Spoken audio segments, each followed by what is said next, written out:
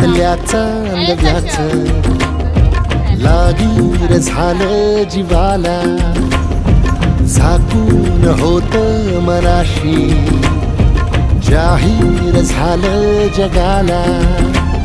क्षणभर जग हे विसरून सगळे दे वढासा दिलासा, पोशील तू श्वास माझा.